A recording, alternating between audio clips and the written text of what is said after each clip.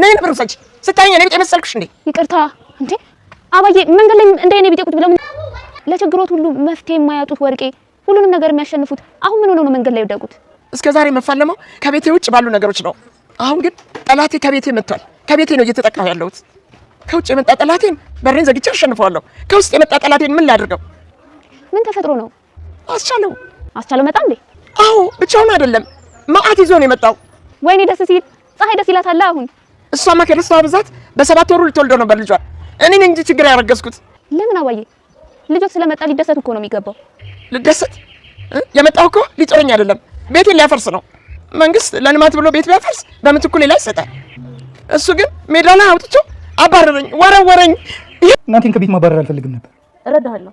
አትርጅኝ። ምን እንደሚሰማኝ እኔ ብቻ ነኝ የማውቀው። ምን እንዳደረገችኝ እኔ ብቻ ነኝ የማውቀው። ዝም በላ አንተ።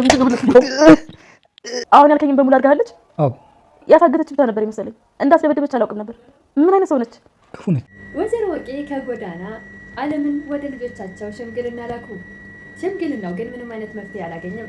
ጭካኔን ያስተማረችንና ጭካኔን በልጆቿ ላይ የዘራችዋ ወይዘሮ ወርቄ ስለዚህ ጭካኔ ምን እንደሆነ በራሷ ላይ ተየው። ምናልባት ይገባት ይሆናል።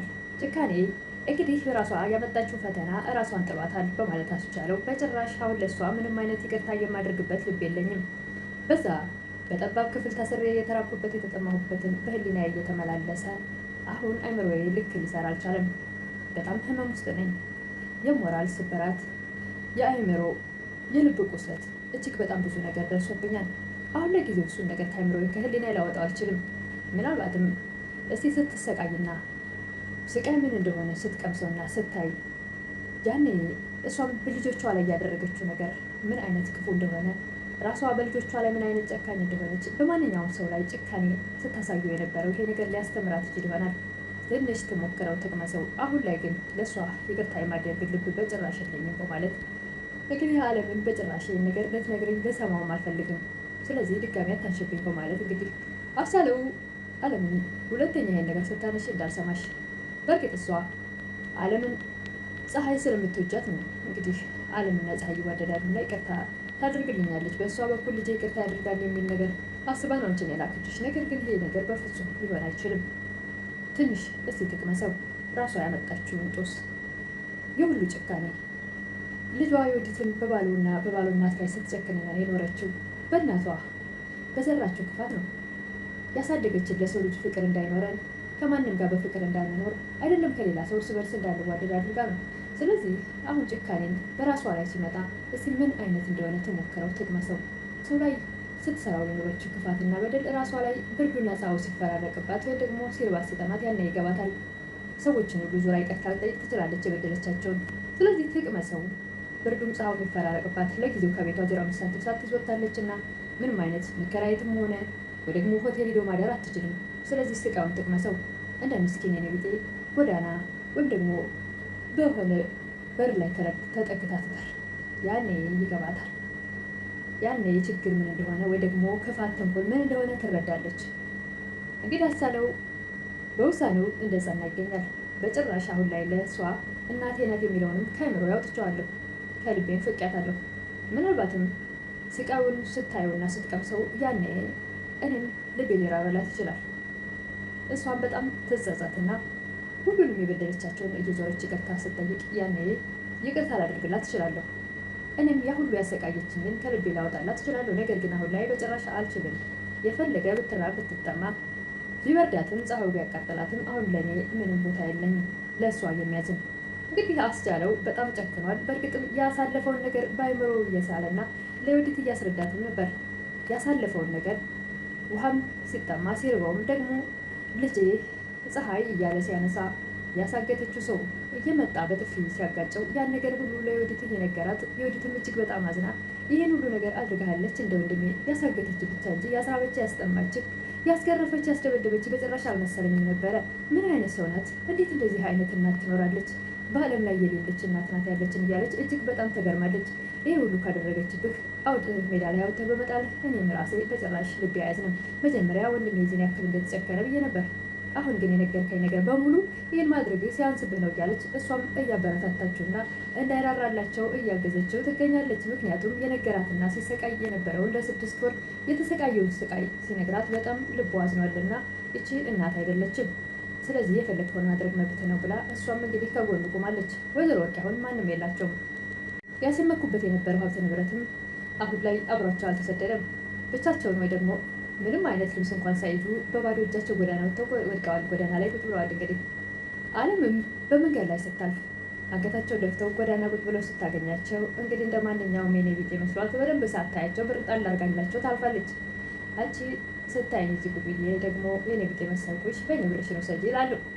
አለም እንዲያ ባየ እንዴት እንደ እኔ ቢጤ ጎዳና ላይ እንደዚህ ኩስስ ብለው ቁጭ ብለዋል ትላለች። ታዲያ ምን ይደረግ በአንቺ በጓደኞች ምክንያት ነው ለዚህ የተደረግኩት ትላለች ወይዘሮ ወርቄ። አይ የኔ ጓደኛ እንደዚህ አይነት ልብ የላትም፣ ቅን ልብ ያላት ልጅ ናት። ነገር ግን እርስዎ ሰው የዘራውን ያጭዳል ይባላል አይደለ? የዘሩትን እያጨዱ መሆን አለበት ትላለች አለም። ወይዘሮ ወርቄም አሁን ሌላ ወሬ ተይና እኔ ሽምግልና እንድልክሽ ነው የምፈልገው፣ ቶሎ ሂጂና ልጅን በፀሐይ በኩል ይቅርታ እንዲያደርግልኝ አድርጊ ይላሉ። እኔ ላደርግ ከቻልኩ እሺ ምንም ችግር የለም ብላ ወደዛ ቤት ትሄዳለች አለም። ነገር ግን ከፀሐይም የሰማችው መልስ በጭራሽ ካሳለፈው ነገርና ካደረጉበት ነገር አንጻር በጭራሽ እሺ ሊል አልቻለም። እኔም ራሱ እናት ናትና ጎዳና ትወጣ ብዬው ነበረ በተደጋጋሚ። ነገር ግን አስቻለው እጅግ በጣም ካሳለፈው ነገር አንጻር በጣም ጨክኗል። አሁን ላይ ማንንም ሊሰማ አይፈልግም፣ ምክንያቱም እሱ ልቡ ደምቷል። አለምም ወይኔ አባዬ ይሄ ቀን ይመጣል ብዬ አስቤው አላውቅም ነበረ ትላለች። ፀሐይ እንግዲህ ክፉ ሰው መቼ እንደሚወድቅ አያውቀውም እኮ፣ የቆመበት መሬት አንድ ቀን ይከዳዋል። ያኔ ደግሞ የሚያነሳው ሰው ያጣል።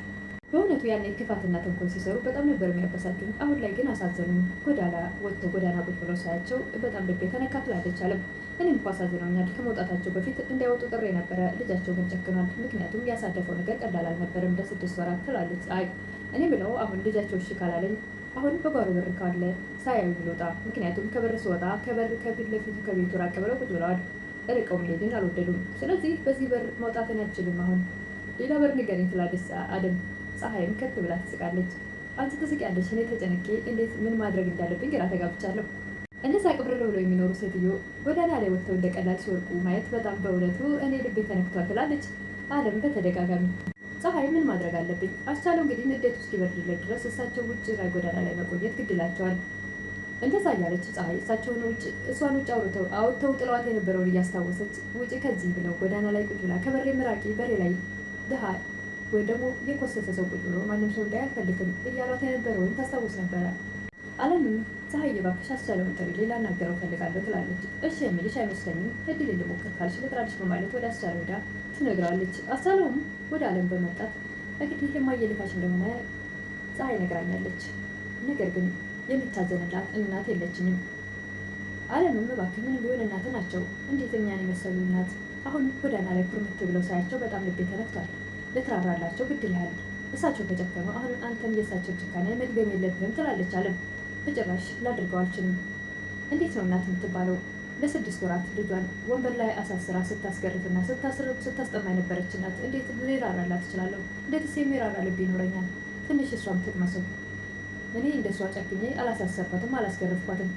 አሁን አንቺ ማለት ያለብሽ ሄደሽ እዚህ ቤት ገባለሁ የሚለውን ሀሳብሽን ደግሞ ሽምግልና ልካለን ትይውን ከልብሽ አውጪው። ካልሆነ ግን ምን እንደማስከትል ታውቂያለሽ በያት።